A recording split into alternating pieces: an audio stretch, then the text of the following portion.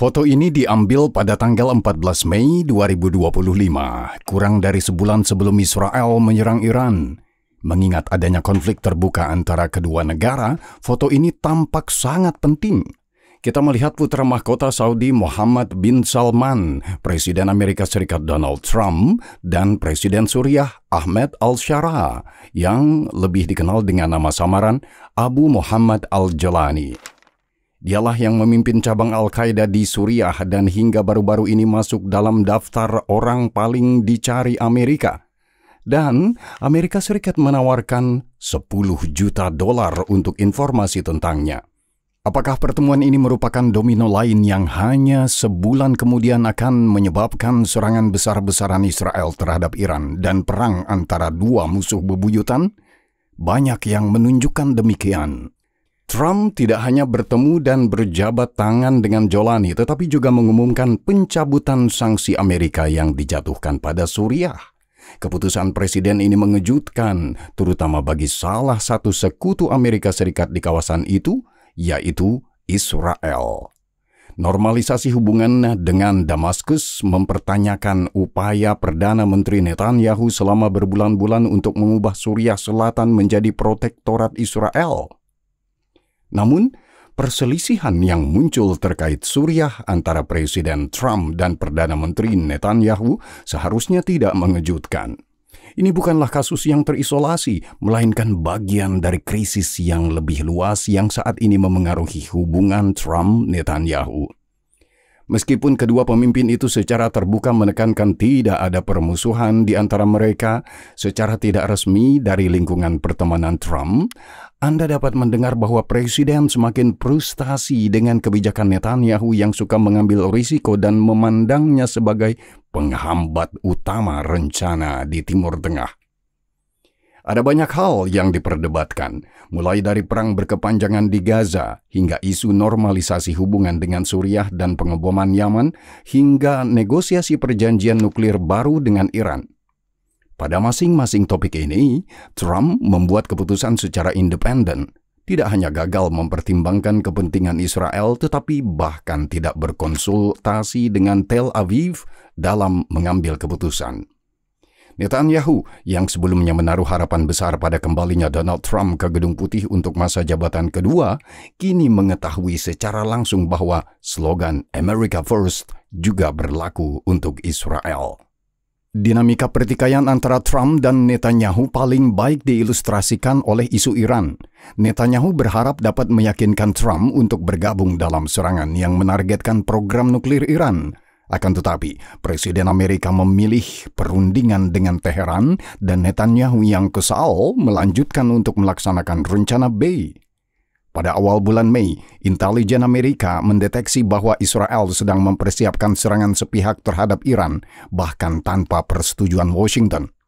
Trump kemudian menegur Netanyahu dan memperingatkannya untuk tidak melakukan apapun yang dapat mengancam perundingan yang sedang berlangsung dengan Iran. Netanyahu mendengarkan, tetapi sebelum kemudian tetap melanjutkannya, meluncurkan kampanye pengeboman intensif terhadap Iran. Presiden Trump sekarang menegaskan bahwa tindakan Israel sepenuhnya dikoordinasikan dengannya. Namun, sulit untuk tidak mendapat kesan bahwa Netanyahu memberi Trump sebuah fait accompli, memanfaatkan kebuntuan yang muncul dalam negosiasi Amerika Serikat-Iran.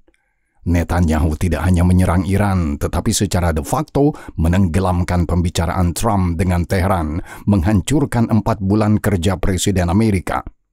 Iran telah menarik diri dari putaran pembicaraan berikutnya dengan Trump dan mengingatkan skala serangan Israel. Netanyahu mungkin telah menutup pintu diplomasi dengan Iran untuk selamanya. Sulit membayangkan bagaimana Iran dapat mempercayai Trump lagi dalam situasi saat ini. Namun itu belum semuanya.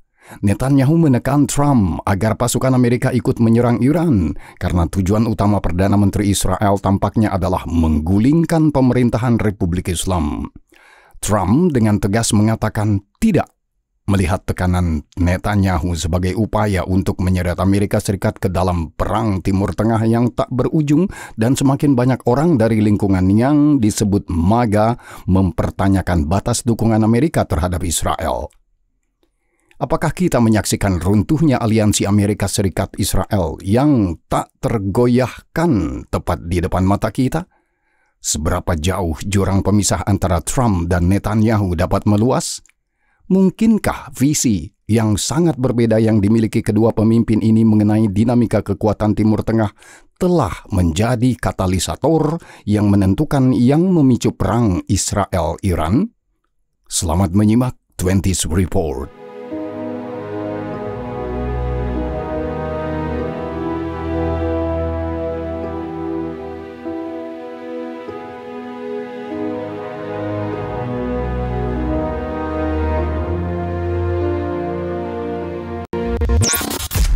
Beberapa jam setelah gelombang pertama serangan Israel terhadap Iran, kami menyiapkan laporan pertama untuk Anda yang berfokus pada kejadian terkini dan detail serangan. Dalam materi terkini ini, kami berfokus pada gambaran yang lebih luas, terutama pada perubahan keseimbangan kekuatan di Timur Tengah yang dinamikanya telah meningkat secara signifikan dalam beberapa bulan terakhir. Dan kekuatan pendorong di balik perubahan ini tidak lain adalah Donald Trump. Namun, sebelum kita membahasnya, perlu dicatat bahwa setelah serangan hari Jumat, beberapa hari berikutnya terjadi baku tembak langsung antara kedua belah pihak. Israel melanjutkan kampanye serangan udaranya, sementara Republik Islam Iran telah menggunakan satu-satunya instrumen pembalasan yang efektif, rudal balistik. Hingga Senin pagi, diperkirakan Iran sebagai bagian dari operasi True Promise 3 telah menembakkan sekitar 250 hingga 300 berbagai jenis rudal balistik, termasuk prototipe seperti Haj Qasim. Dimulai dengan Iran, Kementerian Kesehatan Iran memperkirakan sekitar 230 orang tewas akibat serangan itu, dengan 1.200 orang terluka. Daftar korban di antara Komando Garda Revolusi juga bertambah. Mereka yang dilaporkan tewas termasuk Davoud Sheikhian, Komandan Pasukan Pertahanan Udara, Amir Ali Hajizadeh, Komandan Pasukan Antariksa, Ismail Qani, Komandan Pasukan Quds, dan Muhammad Kazemi, Kepala Intelijen Iran, serta ilmuwan program nuklir tambahan. Peta lokasi yang menjadi sasaran juga telah diperluas secara signifikan. Selain fasilitas nuklir di Natanz, Isfahan, dan Arak, kompleks di Fordow juga dibom. Selain itu, IDF menyerang instalasi militer termasuk markas besar IRGC di Teheran, bandara militer di Tabriz dan Hamadan, pangkalan rudal balistik di Kermanshah, Arman, Bidganeh, Khomein, radar di Sobashi, Quds Gadir, depot amunisi IRGC di Kermanshah, Zanjan. Selain itu, gelombang serangan berikutnya menargetkan industri energi dan sipil. Yang terkena dampaknya adalah ladang gas South Pars, tempat terjadinya ledakan dan kebakaran, pabrik selai Fajar-i, depo bahan bakar di sekitar Teheran, Shahran, Sahar Ray, selain pabrik Farda Motors di Borujer yang dilaporkan mengalami kerusakan besar. Selain itu, ada banyak serangan terhadap Teheran. Di distrik Nobonyat, sebuah gedung 14 lantai runtuh akibat serangan, menewaskan 60 orang. Ayatollah Khamenei menjanjikan pembalasan berdarah, dan meskipun kemampuan Iran terbatas, faktanya adalah bahwa negara Yahudi itu juga diserang. Serangan rudal saturasi itu sebagian besar dinetralkan oleh pertahanan udara Israel atau sekutu, terutama sistem Arrow 2 dan 3, serta THAAD, sistem Amerika. IDF memperkirakan mencegat 90% dari 250 rudal dan pesawat nirawak Iran. Ini berarti bahwa 20 hingga 30 rudal mengenai target mereka. Di antara situs-situs yang menjadi target, menurut laporan Israel termasuk Hakiria, komando utama IDF di Kiryat, atau Pentagonnya Israel, bisa dibilang begitu.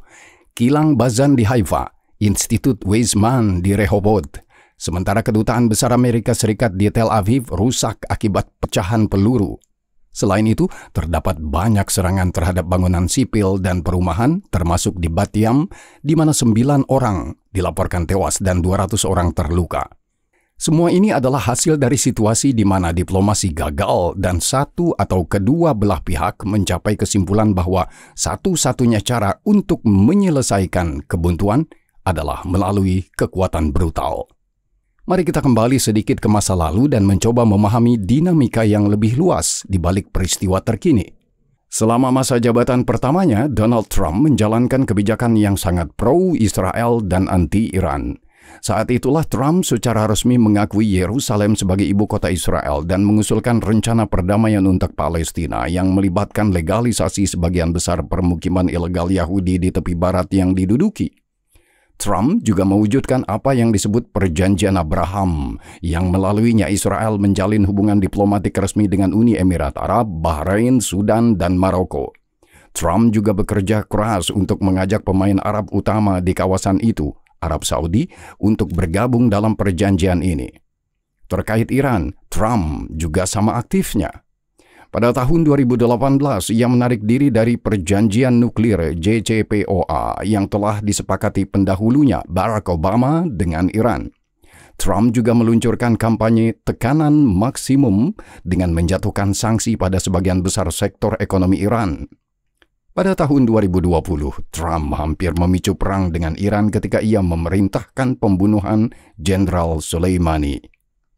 Tidak mengherankan jika setelah 4 tahun berselisih dengan Joe Biden, Perdana Menteri Netanyahu dengan penuh harap menunggu Donald Trump kembali untuk masa jabatan kedua dan menaruh harapan besar kepadanya untuk mewujudkan ide-idenya yang kontroversial tentang masa depan Gaza atau menciptakan protektorat Israel di Suriah Selatan.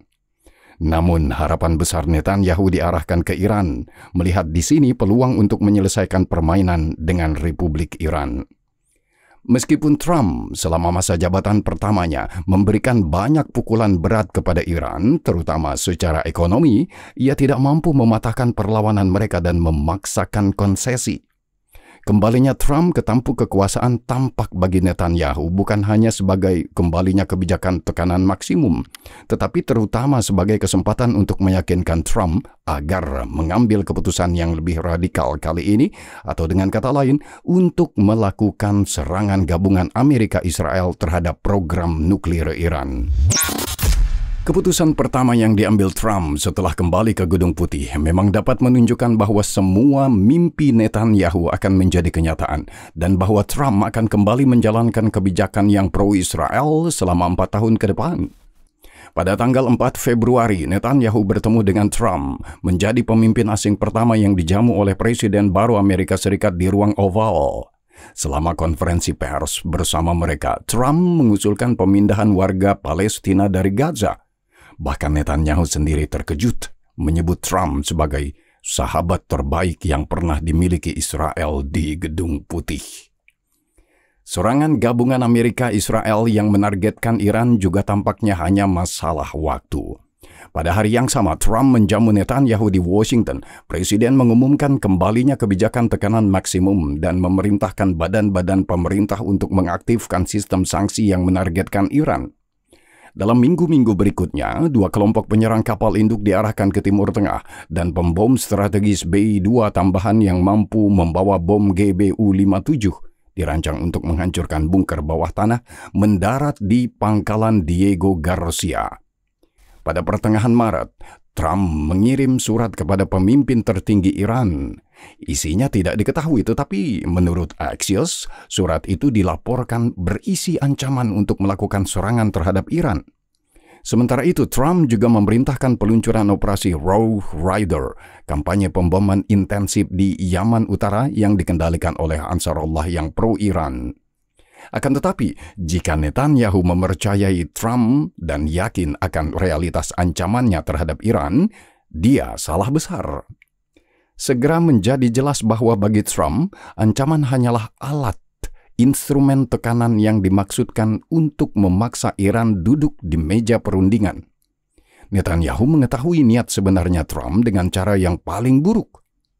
Pada awal April, ketika Netanyahu tiba di Washington untuk kedua kalinya, Trump selama penampilan bersama di media mengumumkan bahwa Iran telah menyetujui perundingan dan bahwa perundingan akan segera dimulai di Oman. Perdana Menteri Israel hanya diberitahu 24 jam sebelumnya tentang keputusan Trump. Mungkin karena kekhawatiran bahwa ia akan mencoba menyabotase perundingan dengan Teheran. Masalah negosiasi dengan Iran menjadi sumber pertikaian utama pertama antara Trump dan Netanyahu. Ini tidak hanya menyangkut fakta tentang dilakukannya perundingan dengan Iran, tetapi juga posisi negosiasi yang diambil oleh diplomat Amerika yang dipimpin oleh Steve Witkoff, yang tidak hanya mengepalai perundingan damai Ukraina-Rusia, tetapi juga portofolio Iran. Yang mengejutkan para komentator Israel, pembicaraan Amerika Serikat Iran hampir secara eksklusif ditujukan pada isu program nuklir Iran.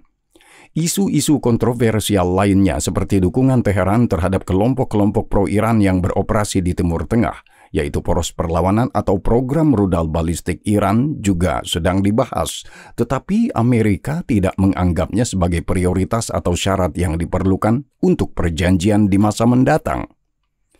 Pendekatan semacam itu mungkin mengejutkan karena bertentangan dengan sikap Trump selama masa jabatan pertamanya.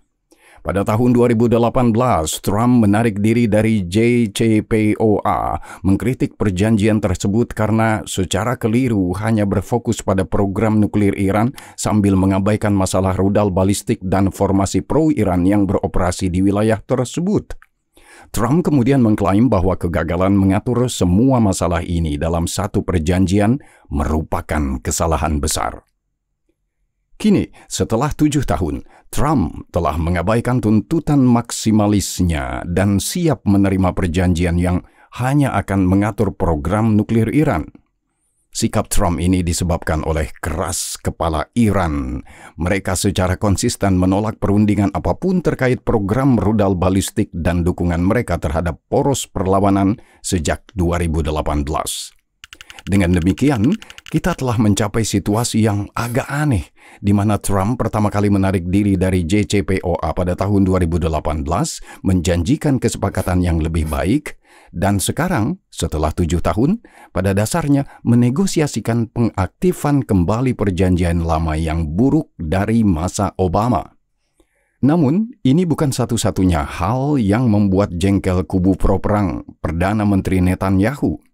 Hal lain yang diperdebatkan adalah bagaimana Trump ingin mengatur program nuklir Iran itu sendiri.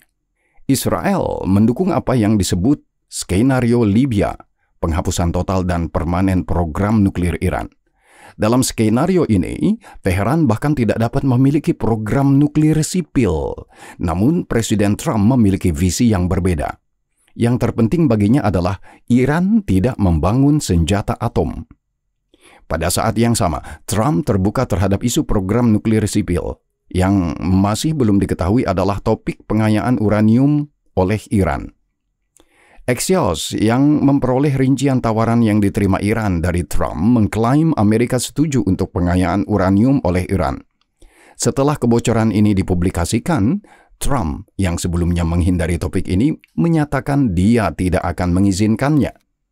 Namun, diplomat Amerika yang berpartisipasi dalam pembicaraan tersebut secara tidak resmi mengakui bahwa pengayaan uranium belum diputuskan dan kompromi mungkin dilakukan di sini. Mungkin dalam bentuk konsorsium regional yang akan mengawasi pengayaan uranium Iran. Perlu dicatat bahwa pada akhir bulan Mei, Gedung Putih mengeluarkan arahan baru kepada badan-badan pemerintah yang menyerukan penghentian sementara dalam penerapan sanksi baru terhadap Iran yang merupakan perwujudan lain dari pendekatan damai pemerintahan Trump terhadap Iran. Frustasi Israel yang disebabkan oleh perubahan peristiwa seperti itu sangat besar dan terus bertambah. Perdana Menteri Netanyahu mengomentari perundingan Amerika Serikat Iran menyatakan dengan lugas, kesepakatan yang buruk lebih buruk daripada tidak ada kesepakatan sama sekali. Dari sudut pandang Netanyahu, kesepakatan Amerika Serikat dengan Iran bisa jadi lebih berbahaya daripada ketiadaannya. Mencabut sanksi terhadap Iran dan masuknya investor asing merupakan jalan langsung untuk memperkuat situasi internal Republik Islam dan posisinya di panggung internasional. Ini sama berbahaya daripada bom atom Iran. Kita akan kembali ke masalah Iran, tetapi pertama-tama kita harus membahas beberapa poin pertikaian lain yang ada antara Trump dan Netanyahu.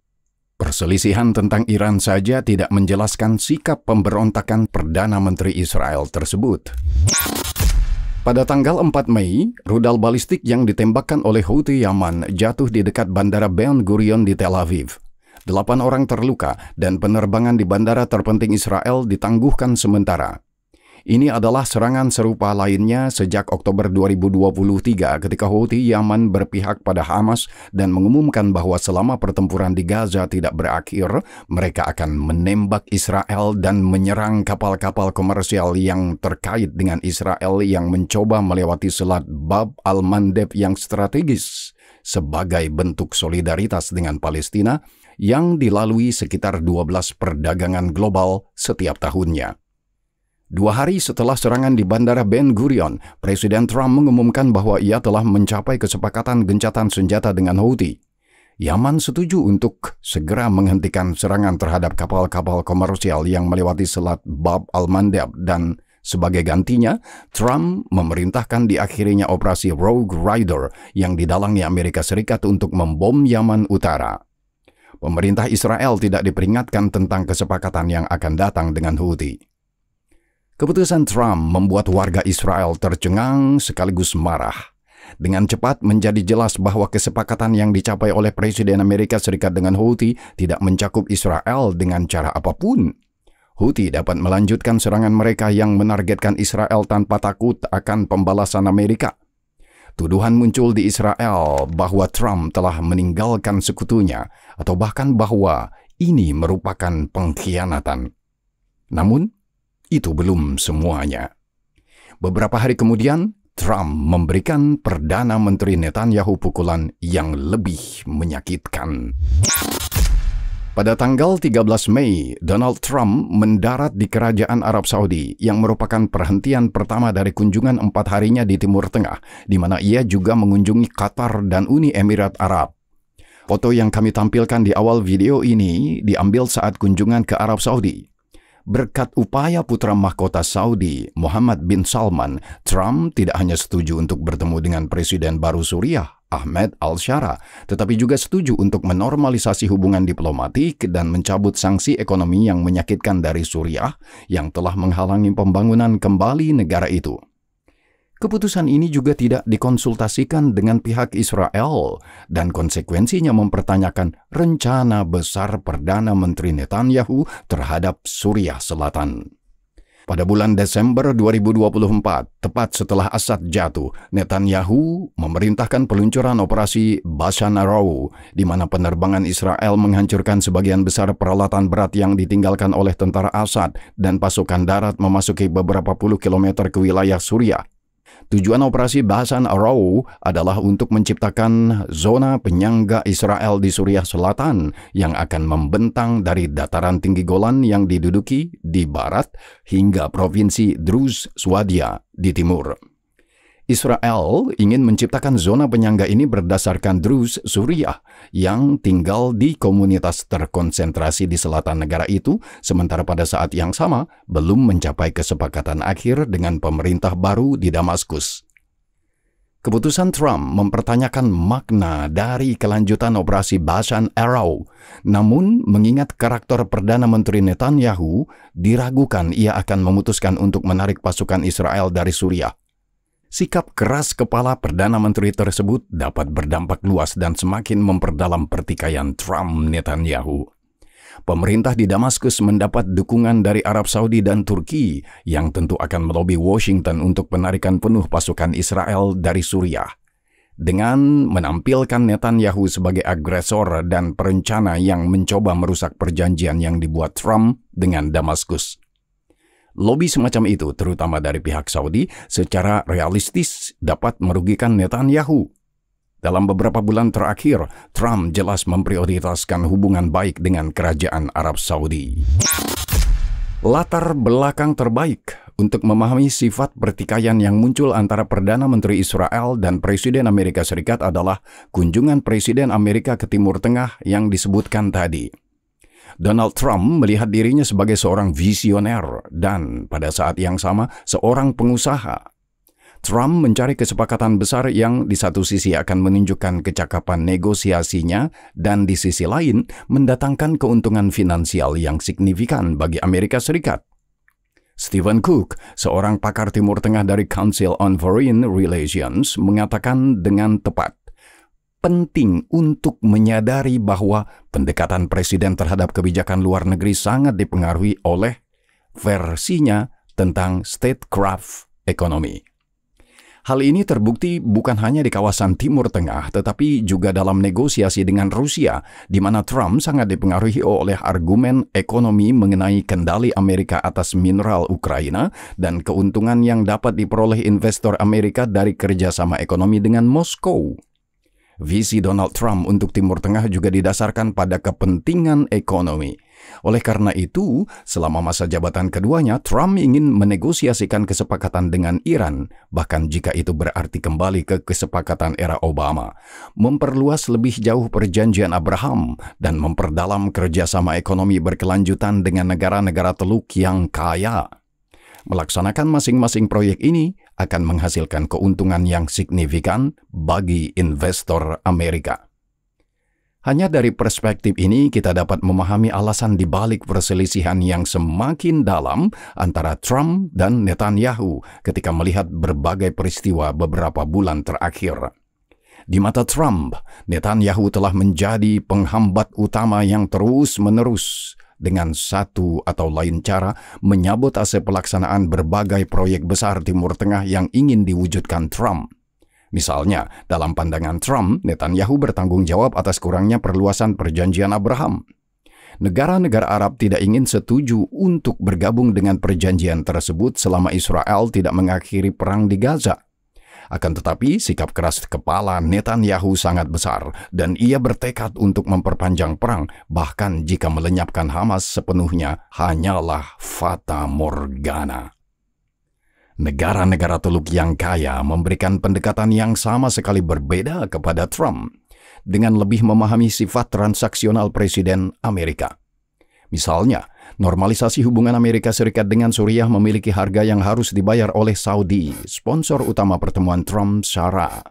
Harga ini adalah Saudi menandatangani kontrak senilai $283 miliar selama kunjungan Trump dan berjanji untuk menginvestasikan total $600 miliar di Amerika Serikat selama 4 tahun ke depan.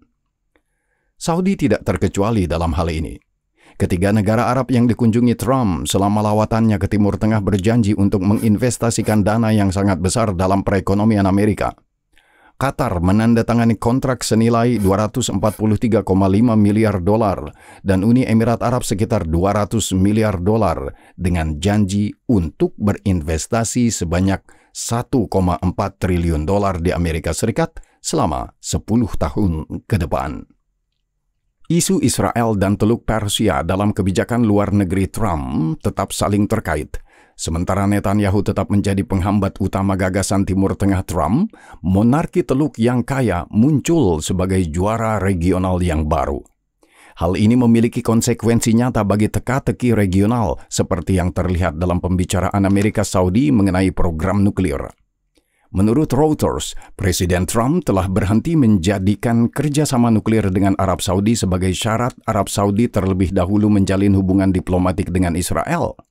Ini bukan sekedar konsesi dari Trump, melainkan perwujudan presiden yang memprioritaskan hubungan dengan Saudi dengan mengorbankan Israel. Jadi, meskipun aliansi Amerika Serikat-Israel masih stabil, dampak dari meningkatnya ketegangan dalam hubungan ini bisa serius dan sulit untuk dilebih-lebihkan. Hal ini terutama berlaku karena Perdana Menteri Netanyahu terus beroperasi di bawah tekanan dari mitra koalisi ultrakanan yang suaranya sangat penting baginya untuk tetap menduduki kursi Perdana Menteri. Seberapa berbahayanya situasi ini dapat dilihat dengan jelas dalam berbagai peristiwa beberapa hari terakhir dan serangan Israel terhadap Iran. Di sini juga kita dapat melihat dengan jelas keretakan antara Netanyahu dan Trump dan bahwa kedua pemimpin itu sama sekali tidak bermain di tim yang sama. Pada hari Senin 9 Juni, Iran menolak rancangan perjanjian nuklir yang diajukan oleh diplomat Amerika. Meskipun pembicaraan tidak terhenti, bahkan Presiden Trump sendiri mengakui bahwa ia semakin meragukan kemungkinan tercapainya kesepakatan. Israel memutuskan untuk memanfaatkan kebuntuan dalam perundingan dengan Iran dan mulai mempersiapkan serangan. Namun kali ini, tidak seperti sebulan sebelumnya, Trump tidak menegur Netanyahu. Sebaliknya, Trump memutuskan untuk menggunakan ancaman operasi Israel untuk tujuannya sendiri, yaitu untuk melunakkan posisi Teheran sebelum putaran perundingan berikutnya yang dijadwalkan pada hari Minggu 15 Juni. Trump berasumsi bahwa ia akan mengalahkan Iran dan Israel. Ancaman serangan Israel seharusnya memaksa Iran untuk mengalah, sementara Netanyahu yang suka berpetualang tidak akan pernah benar-benar melaksanakan rencana serangannya. Hanya beberapa jam sebelum dimulainya operasi Rising Lion, Trump memberitahu Israel untuk menunda serangan. Namun pada akhirnya, Netanyahu, Perdana Menteri Israel yang paling lama menjabat, mengalahkan sekutu Amerikanya dan memerintahkan pemboman Iran dimulai pada hari Kamis, 12 Juni, 3 hari sebelum putaran pembicaraan Amerika Serikat-Iran berikutnya. Serangan Israel menghancurkan 4 bulan kerja pemerintahan Presiden Trump. Iran menarik diri dari perundingan di Oman dan tidak jelas apakah perundingan akan dilanjutkan atau tidak. Mengingat skala serangan Israel yang memenggal kepala komando tertinggi Angkatan Bersenjata Iran, pintu menuju diplomasi mungkin telah tertutup secara permanen. Meskipun Trump tidak mau mengakuinya, serangan Israel merupakan tamparan di wajah Presiden Amerika yang selama beberapa bulan terakhir menegaskan bahwa ia ingin mencapai kesepakatan dengan Iran sambil menghindari konflik terbuka. Namun, perspektif Netanyahu sangat berbeda. Baginya, menenggelamkan perundingan Amerika Serikat-Iran merupakan keberhasilan besar. Mencabut sanksi dan membuka ekonomi Iran bagi modal asing merupakan jalur cepat untuk memperkuat posisi Republik Islam baik secara internal maupun di panggung internasional.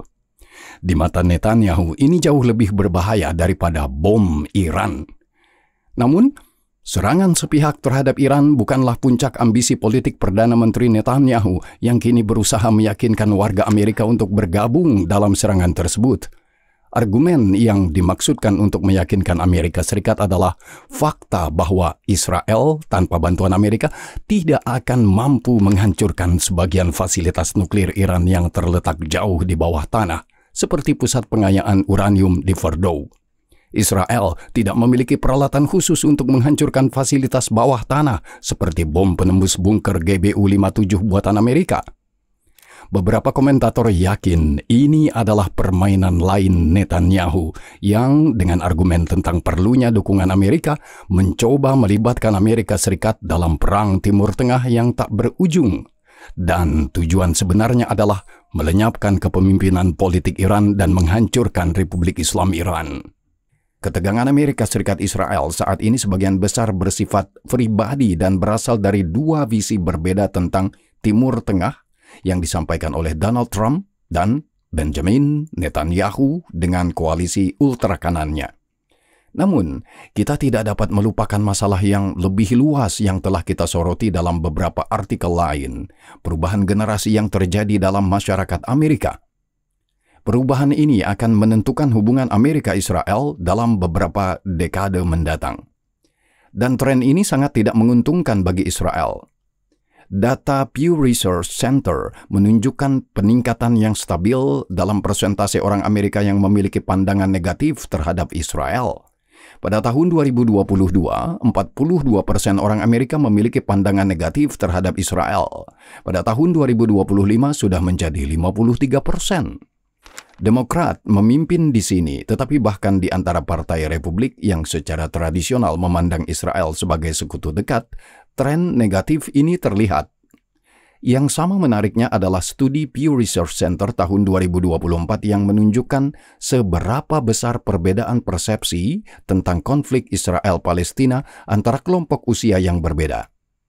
Sementara 47% orang Amerika berusia 65 tahun lebih bersimpati dengan orang Israel, dalam kelompok usia 18 hingga 29 tahun, sebanyak 33% orang Amerika bersimpati dengan orang Palestina, dan hanya 14% dengan orang Israel. Data ini menandai revolusi Copernicus dalam hubungan Amerika Serikat-Israel dalam beberapa dekade mendatang. Perubahan suasana sosial di Amerika Serikat, khususnya di kalangan generasi muda, berarti bahwa dukungan tanpa syarat untuk Israel yang hingga saat ini dianggap sebagai hal yang wajar secara politis semakin dipertanyakan. Ini adalah perubahan mendasar yang pada akhirnya dapat diterjemahkan menjadi keputusan politik, anggaran, dan bahkan militer. Dan mungkin justru dalam tren inilah kita harus mencari sumber keteguhan hati para pemimpin Israel saat ini. Mereka tahu bahwa waktu tidak berpihak pada mereka. Meskipun tekanan internasional meningkat, ketegangan dalam hubungan dengan Amerika Serikat, dan meningkatnya biaya untuk melakukan operasi militer, mereka tetap bertekad untuk melanjutkan perang di Gaza dan mendorong visi mereka tentang tatanan regional. Ini mungkin merupakan kesepakatan strategis terakhir bagi Israel. Momen terakhir ketika Israel dapat mencoba membangun kembali Timur Tengah dengan caranya sendiri sebelum aliansi global berubah, keseimbangan kekuatan bergeser, dan yang terpenting, prioritas sekutu terbesarnya. Dari perspektif ini, perang saat ini tidak lagi sekadar konflik atas Gaza. Perang ini menjadi pertempuran untuk masa depan posisi Israel di dunia yang semakin tidak lagi menyerupai dunia tempat Israel muncul sebagai kekuatan regional. Semua ini menjelaskan mengapa Israel memutuskan tindakan drastis seperti itu. Bagi Netanyahu dan seluruh Israel, ini bisa jadi panggilan terakhir untuk menyelesaikan masalah Iran sekali dan untuk selamanya. Dukungan Amerika melemah, tetapi mereka masih mendukung Israel. Dan ini adalah posisi yang jauh lebih baik untuk melakukan serangan daripada posisi di mana mereka akan sepenuhnya netral atau bahkan menghukum Israel karena kebijakan yang berani. Apakah strategi seperti itu akan membuahkan hasil bagi Israel? Kita baru akan dapat menilai dalam beberapa waktu. Untuk saat ini, IDF pada dasarnya melakukan eksekusi terhadap Republik Islam Iran. Meskipun tanpa kemampuan Amerika, mereka tidak dapat melakukannya secara mutlak. Yang diketahui saat ini adalah satu hal. Netanyahu bukan untuk pertama kalinya beroperasi dengan asumsi bahwa di Timur Tengah, strategi pertahanan terbaik adalah menyerang.